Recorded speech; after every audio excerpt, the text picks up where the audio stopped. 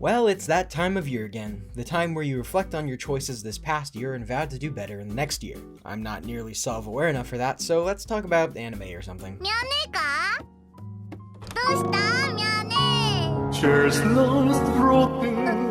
Don't Toy With Me, Miss Nagatoro Second Attack might just be the best show of this year, and that's saying a lot considering what a strong year we've had for anime. Shows like Demon Slayer with its climactic finale, The Dangers in My Heart with its murder vibe that turn into sweetness vibes, Insomniacs After School with its unique way of instilling a sense of calm into you, Zom 100 Skip and Loafer, Mashal, Buddy Daddy's Rent-a-Girlfriend Season 3.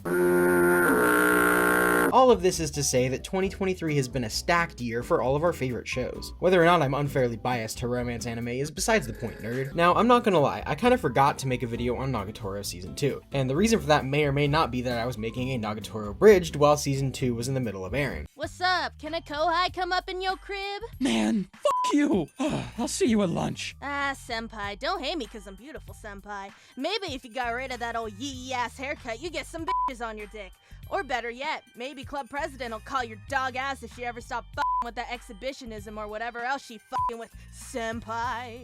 What? And Nagatoro Abridged may or may not have been taken down for copyright 3 days after it was uploaded, and I may or may not have wanted to kill myself. So yeah, the opportunity to make a timely video on this season slipped past me, but hey, one of my first anime reviews on this channel was for Nagatoro Season 1 about a year after it aired, so we're staying on theme at least. Don't Toy With Me, Miss Nagatoro is one of those shows I watch over and over again for no particular reason. Maybe it's a comfort show, maybe it's a coping mechanism, all I know is that time and time again I always end up circling back to this one. Maybe I grew attached to it since it was one of the first videos I had that did well. Maybe the whole abridged thing exacerbated that times 100. All I know is that I loved Season 1 and I can confidently say Season 2 is better. If you were worried about the whole bullying thing making a comeback, it's sort of taken a major back seat. I mean, episode to episode we see Nagatoro getting flustered by Senpai way more than she actually bullies him. I find it very unfortunate that the first 2 episodes of Season 1 turned off so many people to the show in general. I understand how they could be bothered by the subject matter. I mean, most people have experienced bullying in real life, but in the case of this show, the first couple episodes are the exception, not the rule. So something I'm just realizing now is that Second Attack is just a bunch of trope episodes. I don't necessarily mean that in a bad way. Done well, tropes can move along the plot a good amount. I just thought it was funny looking back at it. You've got the classic invite a girl to a thing and she thinks it's a date, but it's not really. Hilarity ensues. There's the girl gets sick so guys goes to her house to give her schoolwork, and the even more prevalent, since I checked on you when you were sick, I got your cold so now you have to take care of me. A classic in anime is going to a shrine together, but these sort of trope episodes only extend through half the season. The last half focuses on Nagatoro's past with Judo, her old rival, and more general date type stuff between Nagatoro and Senpai. What I really enjoy about this season was while it delved into Nagatoro's past a good bit, we also see way more backstory for Senpai, going as far as learning his real name, part of it at least, seeing some of his actual friends that aren't, you know, them, and we even see his mother. As for Nagatoro, we meet her sister, learn her first name, and we found out that Nagatoro really knows how to shred that powder. I don't know, if I knew anything about sports, I wouldn't be an anti-tuber. Look, I'm not going to give you a synopsis like I used to in my old anime reviews. If you want that, there's plenty of videos out there. Instead, I'd like to emphasize how well the characters in the show are developed. I mean, we even get development with Nagatoro's friends, Gamu and Yoshi. We learn about Gamu inexplicably owning a gym. Realistically, it's probably her parents, but the name of the shop is Gamu Fighting Gym, and I think it's funnier if she's the owner. Sakura kinda doesn't show up all that often, or at least not nearly as much as the latter. The club president, who's graduated by now, his cousin, joins the art club and sort of acts as Nagatoro's foil. She gets jealous that Senpai is spending time with another girl and Senpai has to reassure her that she's just a friend.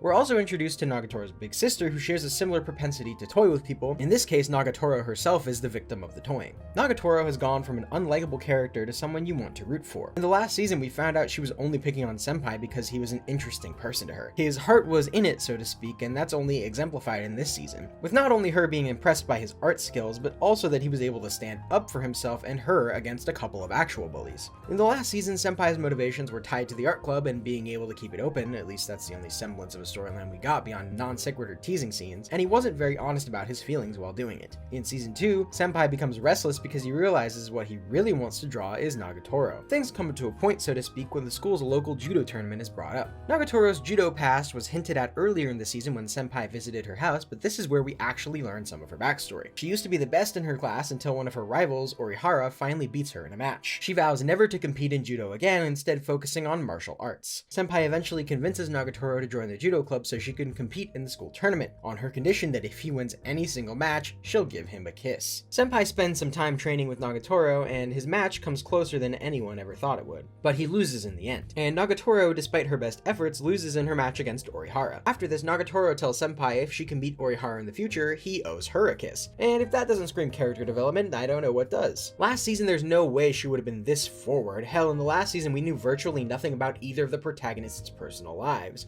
And to go from that to Nagatoro and Senpai going on multiple dates just a season later is pretty insane. For the final episode, Nagatoro and Senpai go on an actual date. Of course, she's framing it as practice for when he gets a real girlfriend, where they go to the aquarium together while Gamo and Yoshi essentially try to cockblock the whole date, and at the same time, club president and Hana try to stop their stopping. And the whole thing ends off with Nagatoro and Senpai agreeing to make each other bento every other day. A surprisingly sweet note to leave off on for the bullying anime, but hey, I'll take what I can get. I think it was really great that we essentially got a whole season of world building when the previous season sort of comes off as bare bones in comparison. Now, you might be confused about the title of the video, but it seriously was my favorite anime of the year. At least it was the only show I watched more than once. I think Nagatoro has definitely become a comfort show for me, and I can't wait for more seasons to come. In a year of ups and downs, mostly downs, I'm not gonna lie, this show stayed rewatchable and just as enjoyable each time I did rewatch it. This year has been shitty. Next year will also probably be shitty, so let's be grateful for the means of escapism we have left. For me, that's anime. For you, that might just be anime YouTube videos, and if you're a longtime viewer, I'd like to thank you. We actually had a pretty decent year for this channel, at least like the first 5 months of the year were good, then the